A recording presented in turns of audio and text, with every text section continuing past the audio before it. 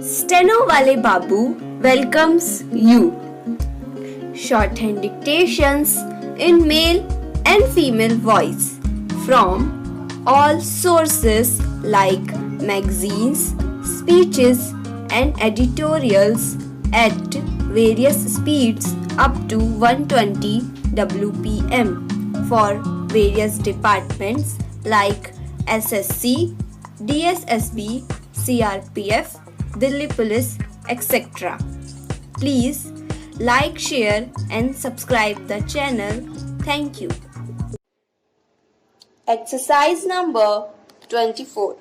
Sir, since the very motion which we are discussing today is an economic one, I would confine myself to the economics of it, knowing that economic problems can be solved only by economic solutions and not be political solutions. We are discussing a national issue which is of vital concern to the people. Prices are a national concern, and as legislators, it should be out of duty to place the subject above party politics. I believe prices and tempers should not rise simultaneously, at least on the floor of the house.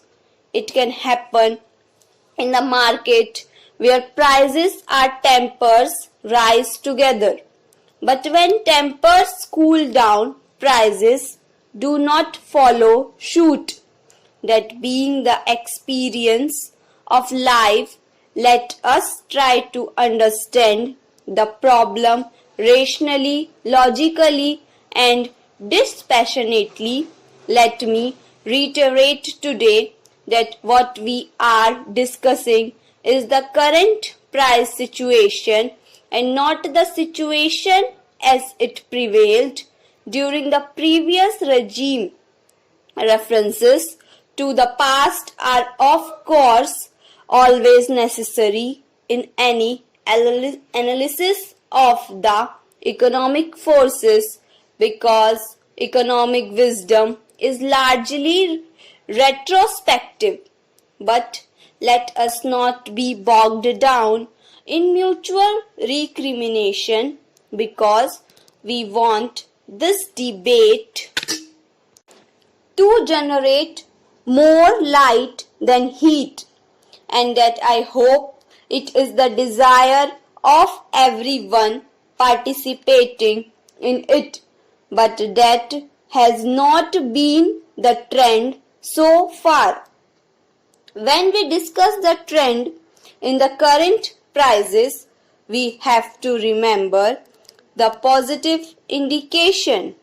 It is a fact that the annual rate of inflation in terms of the wholesale price index has come down progressively from 22% in January last year to 14% in the January this year and further to 10% in March later on, leading to decline in the prices. I am afraid I have to give some figures because we have heard distorted figures, and I would like to correct the position.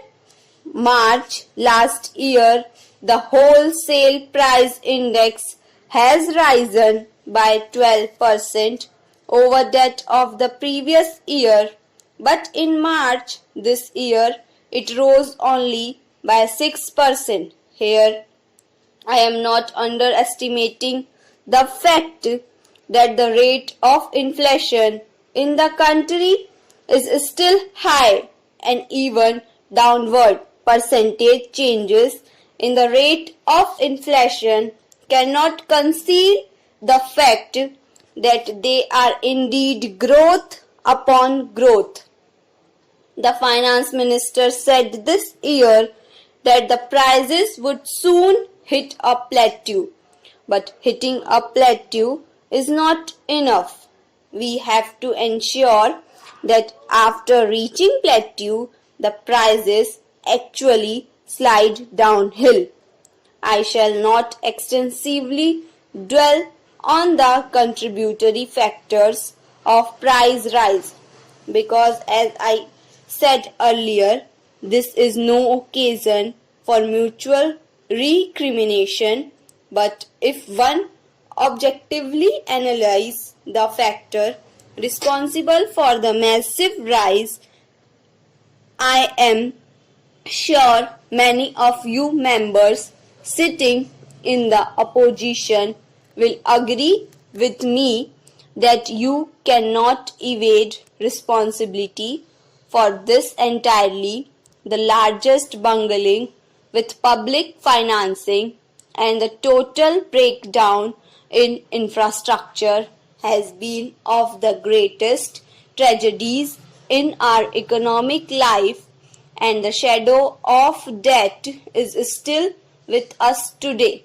I shall also not go into the global factors such as the progressive rise in the prices of crude and rise in the prices of other commodities which we have to essentially import. These are factors on which we have little control. However, we must consider the relative weight of these factors on the general price rise.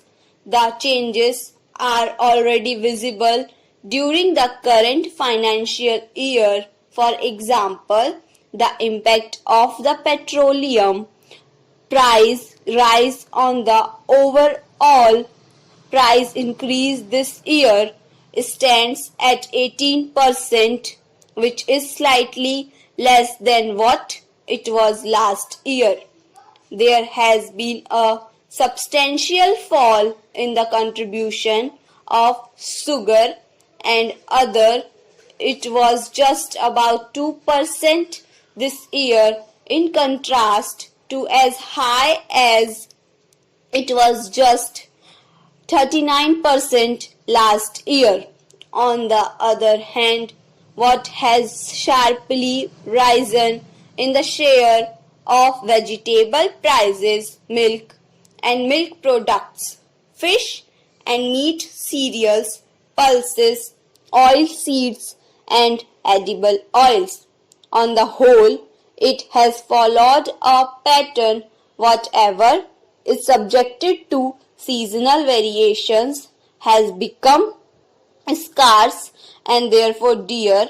I am prepared to put it down to climatic factors up to an extent, but at the same time, I must request the Honorable Finance Minister to enlighten us on this as to why there has been a failure in poultry and dairy sectors. Even butter today has disappeared. It is scarce in Delhi and in other cities too. We would like you to enlighten us as to why such a situation has arisen. There are other confusing issues. We are told by the Agriculture Ministry that there has been a good sugarcane crop this year. If that had been so, why are we importing 2 lakh tons of sugar this year? We are fortunate that the Agriculture Minister is sitting here. I would like him to enlighten us on this point. I hope that Finance Minister will bridge this small information gap. Let me go to the main strategies that are being applied by the government. Thank you.